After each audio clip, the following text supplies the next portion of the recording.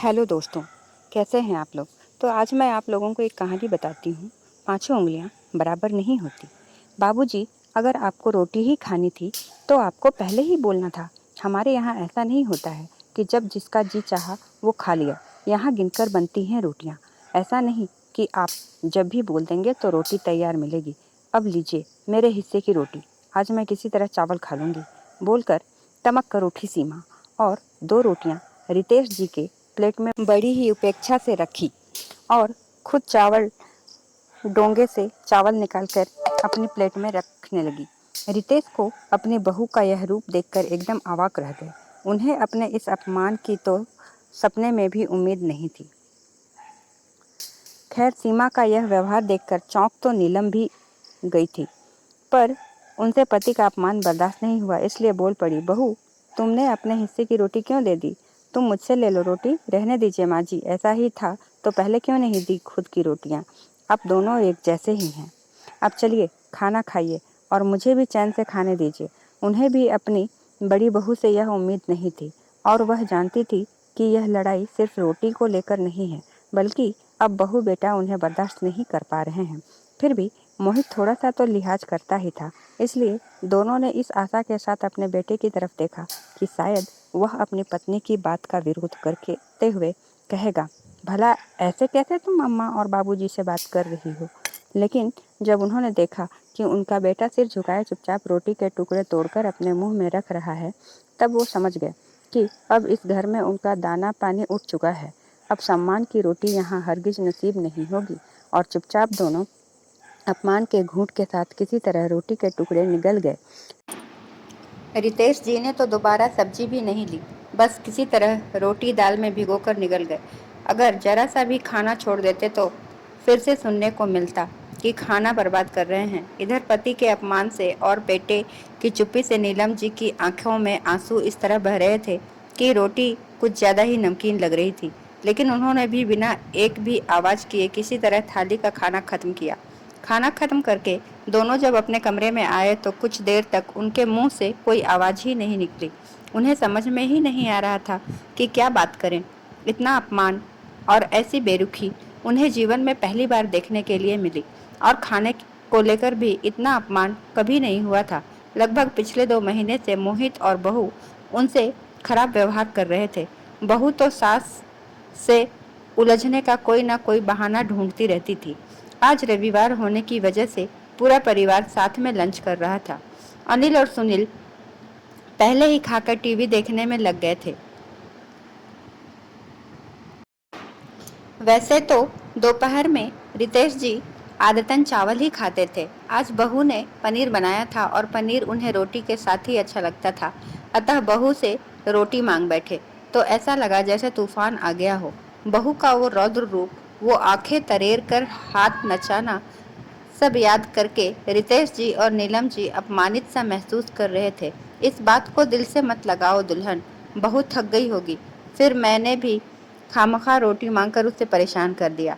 जब नीलम जी ब्याह कर आई तब रितेश जी का बड़ा सा संयुक्त परिवार हुआ करता था। 3 सास और एक परसास घर में सबकी लाडली बहू थी। गुलगोथनी सी प्यारी भोली भाली नीलम जी सब उन्हें दुल्हन कहकर बुलाती तो जाने कब सबकी सुना सुनी रितेश जी भी अपनी पत्नी को दुल्हन कहकर बुलाने लगे थे। और आज जबकि खुद नीलम जी 2 बहुओं की सास थी, फिर भी रितेश जी उन्हें दुल्हन कहकर ही बुलाते। पति के मुंह से सहानुभूति के 2 शब्द सुनकर नीलम जी के अब तक जतन से रोके हुए आंसू निकल पड़े। वो ऐसी हिचकियां लेकर रोने लगी जैसे कोई हादसा हो गया हो। रोते हुए मुंह साड़ी के आंचल से दबा दिया ताकि रोने की आवाज कमरे से बाहर न जाए। रितेश जी उनकी पीठ सहलाते रहे। थोड़ी देर बाद जब नीलम जी कुछ संयत हुई तो बोल पड़ी, आप अब चलिए यहाँ से, इतना अपमान होता रहा आपका, फिर भी आपसे वह रोटी खाई कैसे गई? तब बेहद निराश होकर रितेश जी बोले, यह सोचकर खा लेता हूँ दुल्हन कि भले ही खाना बहू ने बनाया हो पर कमाई तो मेरे बेटे की है। बोलते हुए आंखें छलक आई थी रितेश जी की, जिन्हें नीलम जी ने आगे बढ़कर अपने आंचल से आंसू पोंछ दिया। सच में बुढ़ापा इंसान को कितना मजबूर बना देता है। जब शरीर की शक्ति छीन होती है तो अपमान का गरल भी पीना पड़ता है। आज नीलम जी को याद आ रहा था जो उनकी बहन ने कहा था कि दीदी, चाहे कुछ भी हो जाए पर अपना घर बेटा बहू के नाम मत करना। पर अब तो भावुकता में उसने गलती हो गई थी। अब क्या हो सकता था। दरअसल रितेश जी और नीलम जी के दो बेटे थे, बड़ा बेटा मोहित और छोटा रोहित। मोहित हमेशा से माँ का लाडला रहा था। वह बड़ी मिन्नतों के बाद पैदा हुआ था। अपनी पहली संतान को प्यार करते हुए नीलम जी ने जैसे अपनी आंखों पर पट्टी ही बांध ली थी। इसलिए मोहित का स्वार्थी स्वभाव और खुदगर्जी उन्हें थोड़ा भी दिखाई नहीं देता था। रोहित मोहित के मुकाबले पढ़ाई में थोड़ा कमजोर था, पर ज्यादा अनुशासित था।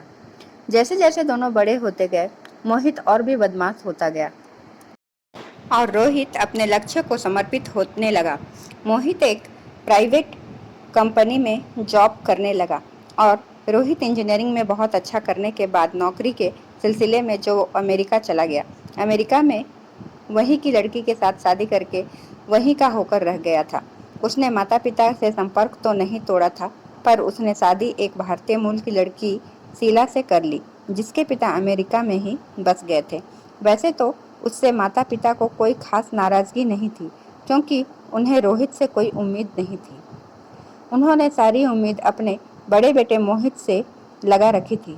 रितेश जी ने अपने सर्विस काल में सारी जमा पूंजी लगाकर मकान बनवाया था। 4 साल पहले रेलवे की सरकारी नौकरी से रिटायर हुए थे और दोनों पति पत्नी चितरंजन में आराम से रह रहे थे। मोहित एक प्राइवेट फर्म में था और बेंगलोर में नौकरी कर रहा था। वह पत्नी सहित दोनों बेटों अनिल और सुनील के साथ रह रहा था। अब उन्हें वहां पर अपना फ्लैट लेना था और पैसे कम पड़ रहे थे। इसके अलावा उसके दिमाग में मकान बनाने की योजना भी चल रही थी। छोटे बेटे रोहित ने विदेशी लड़की से शादी कर ली, इसलिए माता पिता दोनों उससे तो नाराज ही थे और इसी का फायदा उठाया मोहित ने। मनोज के सास ससुर भी उसी की कमाई पर पल रहे थे और उसके साथ ही रहते थे। अब रितेश जी और नीलम जी के आ जाने से उन्हें मोहित ने अलग से एक किराए के घर में रखवा दिया था। इसलिए भी सीमा और सास ससुर इतना ज्यादा खटक रहे थे। अब उन्हें बड़ा सा घर हड़पना था तो तिकड़म भी बड़ी ही लगानी पड़ रही थी। इसके लिए रोहित की हिस्सेदारी घर पर खत्म करनी जरूरी थी। मोहित और सीमा ने अपना दिमाग लगाया कि रोहित ने तो शीला से लव मैरिज कर ली है और विदेशों में शादियां तो टिकती नहीं, इसलिए अगर आप उनका तलाक हुआ और माता पिता ने घर और जायदाद का बंटवारा किया तो एक हिस्सा शीला को भी मिलेगा। इस तरह मेहनत से बना हुआ घर किसी और के हाथ चला जाएगा। फिर उन्होंने अपनी माँ की भावनाओं को उकसाते हुए कहा, सोचो माँ, जिस घर में आप ठाकुर जी की पूजा करते हैं वहाँ विदेशी आकर मांस खाए तो अपवित्र हो जाएगा। यह सुनकर नीलम जी तिलमिला गई। फिर किसी तरह रितेश जी को जोर दिलाकर घर मोहित के नाम लिखवा दिया। तब तो बेटा बहू इतना मीठा बोलते और इतना मान सत्कार और आदर देते कि नीलम जी और रितेश जी एकदम गदगद हो गए। फिर रितेश जी उनकी बातों में आकर अपना सब कुछ छोड़कर उनके साथ आकर बेंगलोर में रहने चले आए। तब कुछ ही दिनों में वो लोग अपनी असलियत पर उतर आए। इधर रितेश जी और नीलम जी से अब अपमान बर्दाश्त नहीं हो रहा था, पर उस घर और पेंशन की मामूली रकम के अलावा और कोई संपत्ति भी नहीं थी उनके पास। घर तो मोहित अपने नाम लिखवा चुका था। पेंशन की अधिकांश रकम घर के राशन पर खर्च हो जाती। बहू की ढिठाई तो इतनी थी कि मोहित के ऑफिस जाते ही घर के बढ़े हुए खर्चे का रोना लेकर बैठ जाती और फिर रितेश जी को बाजार से सामान लाना ही पड़ता। उन्हें पैसे देने का तो सवाल ही नहीं उठता था, क्योंकि बहू उन्हें यह याद दिलाना नहीं भूलती थी कि उन दोनों के आने से घर का खर्चा भी बढ़ गया था और रितेश जी को पेंशन तो मिलती ही है। कुल मिलाकर दूध सब्जी का खर्च तो रितेश जी उठा ही रहे थे। अब कभी कभी राशन भी लाना पड़ जाता था। दोनों पति पत्नी सज्जन थे और उनका पैसा बेटा बहू और बच्चों पर खर्च हो रहा था, इसलिए कुछ बोल नहीं पा रहे थे। ऐसे में पेंशन की सारी रकम राशन पर ही खर्च हो रही थी। हाँ, इतना गनीमत ये था कि सरकारी नौकरी से रिटायर्ड हुए थे, इसलिए मेडिकल फैसिलिटी मिली हुई थी। वरना घर के हालात तो देखते ही हमारी बीमारी में दवा का खर्च चलाना मुश्किल हो जाता। आज रितेश जी को बहुत अफसोस हो रहा था कि उन्होंने अपने बेटे मोहित की बात मानकर अपना मकान क्यों उसके नाम कर दिया। इन दिनों रितेश जी अक्सर सोचा करते कि कम से कम अपना खुद का घर होता तो सिर पर एक इज्जत की छत होती। इतना अपमान और तिरस्कार सहकर वह कभी भी किसी और के घर में नहीं रहते। जब जो व्यवहार मोहित और बहू उनके साथ कर रहे थे, ऐसे लोगों को अपना तो कहा ही नहीं जा सकता था। कितना सुंदर हवादार घर था वो, बड़ा सा अहाता उस घर की खूबसूरती को और बढ़ा देता था। बचपन में दोनों बच्चे टायर लगाकर बड़े पेड़ से टांग दिया करते थे और झूल कर बहुत खुश होते थे। समय के साथ लोग फ्लैट में रहने लगे थे, पर रितेश जी को वह हवादार घर बहुत प्रिय था जो अब मोहित अपने नाम कराकर जल्दी से किसी दूसरे को बेच भी दिया था। उसके मन में ये बात जरूर आई होगी कि अगर घर किसी को बेचा नहीं तो कल को विनोद उस पर अपना हक जमा सकता है। जब तो मोहित और सीमा इतना प्यार दिखा रहे थे, रितेश जी को लगा कि वह कितने किस्मत वाले हैं जो उन्हें इतने अच्छे बेटा और बहू मिले हैं। लेकिन घर उनके नाम करते ही लगभग 2-3 महीने के अंदर ही दोनों के साथ खराब व्यवहार शुरू हो गया था। लोग सच ही कहते हैं कि सबसे पहले इंसान ही अपना रंग बदलता है। गिरगिट तो यूं ही बदनाम है। आज जीवन की नीरस संध्या में दोनों अपने सूने मन के आंगन को लेकर सोच रहे थे कि अब इसमें उजाला कौन करेगा। लेकिन सच ही कहते हैं कि हर परेशानी का कोई हल होता है। एक दिन छोटे बेटे विनोद का फोन आया तो संयोग से दोनों उस समय पार्क में थे। वे भी बहू को प्राइवेसी देने के लिए निकल आए थे, क्योंकि उनके रहने से बहू का मुंह हमेशा ही सूजा हुआ रहता था। एक दिन मोहित ने खुद कहा था कि अम्मा बाबूजी, आप लोग हमेशा घर में पड़े मत रहिए, बल्कि कभी कभी बाहर पार्क में घूम आया कीजिए। इससे सीमा को भी सुकून मिल जाएगा। वैसे भी दोनों जब घर पर होते थे तो बेटा बहू दोनों की नजर रहती थी कि वह किससे बात कर रहे हैं और क्या बात कर रहे हैं। इसलिए जब घर में किसी का फोन आता था तो वो नहीं उठाते थे। आज दोनों पार्क में निकल आए तो खुली हवा में थोड़ी देर को अपना अपमान भूल बैठे थे। आखिर सरल हृदय जो थे। आज संयोग अच्छा था जो रोहित का फोन आया और रितेश जी ने बातचीत के बाद फोन नीलम जी को पकड़ा दिया था। नीलम जी ने रोते बिलखते हुए मोहित की सरकारी कारस्तानी रोहित को बता दी। सुनकर रोहित स्तब्ध रह गया और जल्दी आने का आश्वासन दिया। फिर बोला, बनने वाली है। सुनकर दोनों बहुत खुश हुए।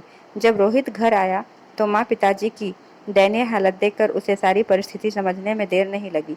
रोहित सब जान गया था कि भैया भाभी ने बाबूजी का मकान हड़पने और मेरा हक मारने के लिए ये सब किया है। चूंकि भैया भाभी का व्यवहार उनके प्रति भी ठीक नहीं था, इसलिए वह उनके घर में भी नहीं ठहरा और होटल में ही रुका था। अब आसान तो बिल्कुल नहीं थी। रोहित माता पिता की तकलीफ देख नहीं पा रहा था। यहाँ तक कि भैया भाभी के घर पर अपने माँ पिताजी से ढंग से बात तक करने को तरस गया था। माँ अपनी डबडबाई आंखों और कांपते होठों से कहना तो बहुत कुछ चाहती थी, पर भाभी हमेशा ना कान उधर ही लगाए रहती थी। कहीं रोहित माँ पिताजी के कान तो नहीं भर रहा है। इसके अलावा रोहित ने जब भी यह चाहा कि जिस होटल में वह रुका है माँ पापा को वहाँ ले जाए, उन्हें बाजार घुमा लाए, कुछ शॉपिंग करा दे, तो इसकी अनुमति भी भैया भाभी ने नहीं दी कि अब इनकी उम्र हो गई है, बाहर का कुछ खाएंगे पिएंगे तो इनकी तबीयत खराब हो जाएगी। हालांकि रोहित और माँ बाबूजी तीनों यह समझ रहे थे कि इस बात में कोई दम नहीं है। बस मोहित और सीमा चाहते थे कि माँ और पिताजी किसी से बात न करें। अब रोहित बाहर रहकर रिश्तों की अहमियत अच्छी तरह समझ चुका था। उसने अपने माता पिता को खुश करने का एक उपाय सोचा कि किसी तरह वह उनका घर खरीद कर दे दे। इसलिए उसने अपनी जमा पूंजी की मोटी रकम दोबारा उस मकान को खरीदने में लगा दी। अपने देश से बाहर जाकर रोहित और भी संवेदनशील हो चुका था। यहाँ तक कि रिश्तों की क्या अहमियत है एवं माता पिता की जगह कोई नहीं ले सकता, यह सब बातें रोहित अब समझने लगा था। इसलिए रितेश जी और नीलम जी के लिए उनका प्यार और बढ़ गया था। अब वह अपने माता पिता की खुशी से बढ़कर और कुछ नहीं चाहता था। अब की बार रोहित दिवाली की छुट्टियों में कुछ दिनों के लिए घर आया तो शीला और बच्चे को भी साथ लेकर आया। वो पहले की तरह होटल में ही ठहरा। सबसे पहले माँ पिताजी को कुछ दिन के लिए अपने पास ले जाने की अनुमति मांगने भैया भाभी के पास गया तो भाभी ने उसे नाराज होते हुए कहा, हमें क्या पता आप इन्हें कहाँ ले जा रहे हो। ध्यान रखना इनका, वैसे ये दोनों इतने चालाक और कामचोर हैं कि कोई भी इन्हें अपने घर में नहीं रख सकता है। कहीं आप भी इनके चक्कर में पड़कर बर्बाद ना हो जाएं।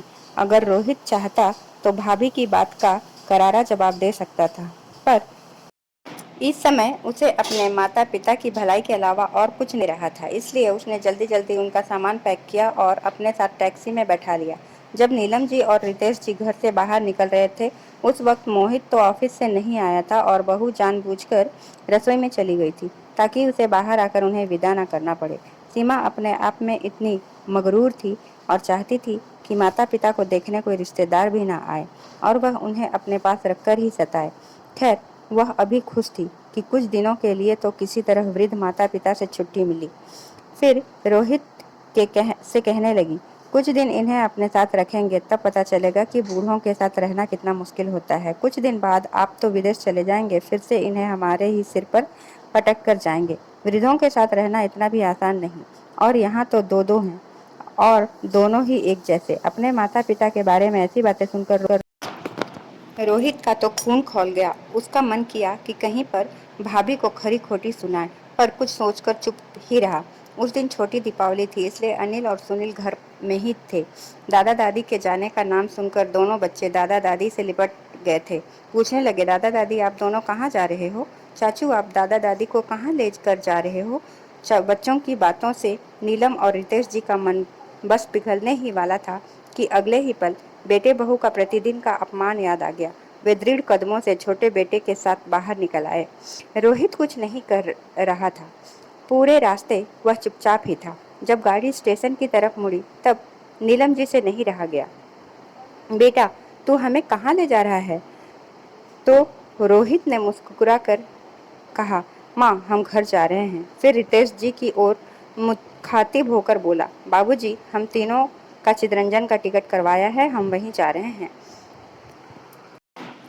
आप दोनों के लिए एक सरप्राइज है। जो भी हो, लेकिन रितेश जी व नीलम जी को इस बात का बिल्कुल भी शक नहीं हुआ कि रोहित उन्हें वह मकान दिलवाएगा। उन्होंने सोचा कि शायद रोहित उन्हें उस जगह ले जाना चाहता है जहां उन्होंने जिंदगी के इतने खूबसूरत साल गुजारे थे। चितरंजन पहुंचकर रोहित ने सीधे घर के लिए टैक्सी की।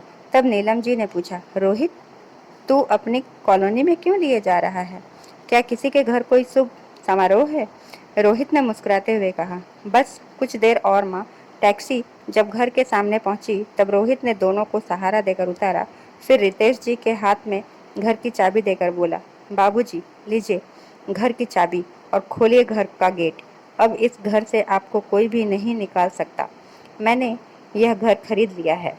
यह कहते हुए रोहित माँ का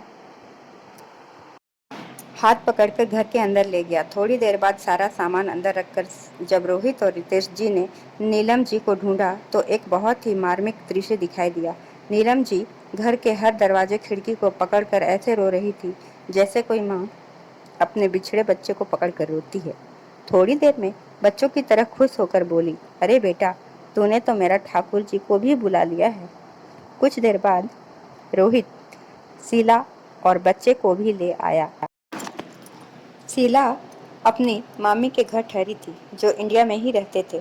चितरंजन के समीप आसनसोल में शीला का मामा का घर था। आज सब लोग इकट्ठे हुए थे। दोनों अपनी छोटी बहू और पोते से मिलकर गदगद हो गए थे। आज घर में जो खाना बना था वह बहुत स्वादिष्ट था। उसमें किसी का अपमान जो नहीं छुपा था। और आज रोटियां गिनकर नहीं बनी थी क्योंकि इस घर में कभी भी रोटियां गिनकर नहीं बनती थी। एक बेटे ने आज माँ पिताजी को स्वाभिमान की जिंदगी दी थी। आज रितेश जी सोच रहे थे जैसे सारी उंगलियां बराबर नहीं होती वैसे ही सारे बच्चों के संस्कार एक जैसे नहीं होते। उन्हें अपने रोहित जैसे बेटे पर गर्व हो रहा था। दोस्तों, ये वीडियो अगर आप लोगों को अच्छी लगी हो तो मेरे चैनल को लाइक और सब्सक्राइब करना बिल्कुल ना भूलें और साथ में ज़रूर लिखें, माता पिता भगवान के बराबर होते हैं।